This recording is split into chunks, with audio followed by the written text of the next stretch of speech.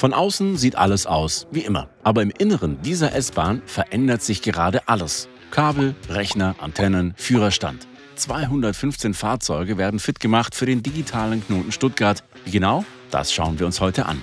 Denn für den digitalen Bahnbetrieb im Stuttgarter Bahnknoten ist nicht nur neue Infrastruktur notwendig, sondern auch neue Technik in den Fahrzeugen.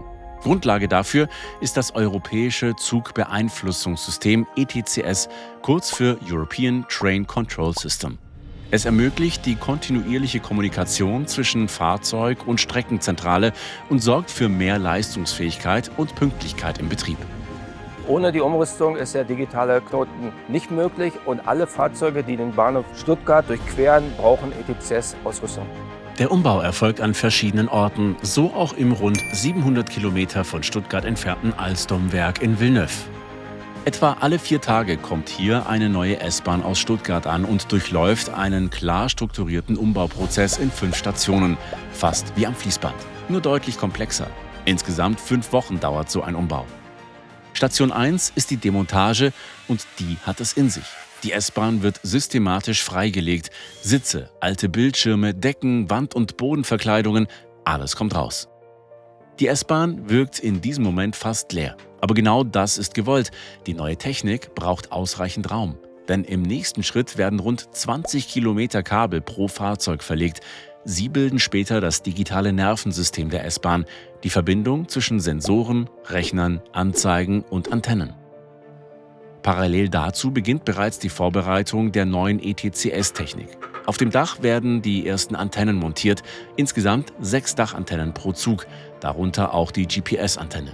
Sie empfängt Zeit- und Positionsdaten von Satelliten und ist ein wichtiger Baustein für die exakte Ortung des Fahrzeugs. Über diese Antennen kommuniziert die S-Bahn später kontinuierlich mit dem ETCS-Streckensystem. Auch unter dem Wagen wird gearbeitet. 2 Radsensoren werden erneuert. Sie erfassen später die Geschwindigkeit des Zuges. Die gemessenen Signale werden im Fahrzeugrechner verglichen und müssen exakt übereinstimmen. So lässt sich die Geschwindigkeit präzise berechnen. Und auch im Führerstand verändert sich einiges. Herzstück ist das neue Driver-Machine Interface, kurz DMI, die digitale Schnittstelle zwischen Fahrpersonal und ETCS-System. Hier werden alle relevanten Informationen angezeigt. Hier wird die Fahrt überwacht und gesteuert. Zudem wird der sogenannte ATO-Button vorbereitet, der später automatisierte Fahrfunktionen ermöglichen soll. Bevor in Station 2 der eigentliche Aufbau beginnt, laufen im Hintergrund längst die Vorbereitungen. Denn 20 Kilometer Kabel pro Fahrzeug wollen nicht nur verlegt, sondern auch geplant sein. Die benötigten Kabel werden in verschiedenen Stationen zurechtgeschnitten, in Kabelbäumen gebündelt und beschriftet, damit später klar ist, welche Kabel wohin gehören. Sind alle Kabel vorbereitet, kann die neue Technik eingebaut werden. Im Zentrum steht der Einbau des ETCS-Bordrechners, auch European Vital Computer genannt. Er ist das Gehirn des gesamten Systems. Vielleicht muss man sich das so vorstellen, das ist ein Eingriff am Herzen. Es wird ein Rechner eingebaut, der die Kommunikation mit der Umgebung steuert. Und diesen Rechner müssen wir dann an den Fahrzeugrechner anschließen. Hier laufen später alle sicherheitsrelevanten Informationen zusammen, von Geschwindigkeit über Position bis hin zu Streckendaten. Die Kabel verbinden den Computer mit Sensoren, Antennen und beiden Führerständen. Alles trifft am Ende im Bordrechner zusammen und wird dort in Echtzeit verarbeitet. Gleichzeitig verändert sich auch der Innenraum für die Fahrgäste.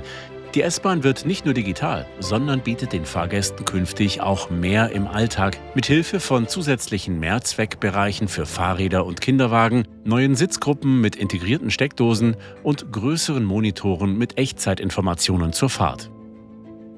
Ergänzt wird das von einer Technik zur präzisen Auslastungsmessung, die anzeigt, wie voll einzelne Wagen sind, für eine bessere Verteilung im Zug. Bis hierhin wurde die S-Bahn vor allem von innen heraus vorbereitet. In Station 3 kommt die Strecke ins Spiel.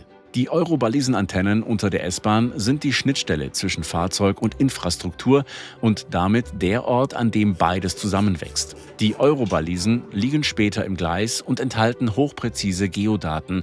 Beim Überfahren der Balisen liest die S-Bahn diese Informationen aus und kann so ihre Position auf den Meter genau bestimmen. Ergänzt wird das System mit einer Radarantenne, die sich ebenfalls unter dem Fahrzeug befindet. Sie dient als zusätzlicher Geschwindigkeitsmesser und erfasst die Bewegung des Zuges unabhängig von den Radsensoren. Je mehr Systeme unabhängig voneinander messen, desto genauer und sicherer das Ergebnis. Die Technik sitzt. Aber funktioniert sie auch unter realen Bedingungen? Station 4 ist die Inbetriebsetzung, der Moment, in dem sich zeigt, ob alles zusammenspielt. Zunächst im Stand. Alle Funktionen von Software und Hardware werden systematisch geprüft. Kommunikation zwischen Bordrechner, Sensorik und den Anzeigen im Führerstand sowie die Datenverarbeitung im ETCS-System. Jede Schnittstelle wird einzeln getestet und mit den Sollwerten verglichen. Dann folgt die Bewährungsprobe auf der Strecke. Im Werk steht dafür eine 470 Meter lange Teststrecke zur Verfügung. Ausreichend, um auf bis zu 30 Stundenkilometer zu beschleunigen und das System im laufenden Betrieb zu prüfen. Positionermittlung, Geschwindigkeitsmessung, Datenübertragung und Bremssteuerung. All das muss im Zusammenspiel präzise funktionieren. Auch das Driver-Machine-Interface wird in dieser Phase intensiv geprüft.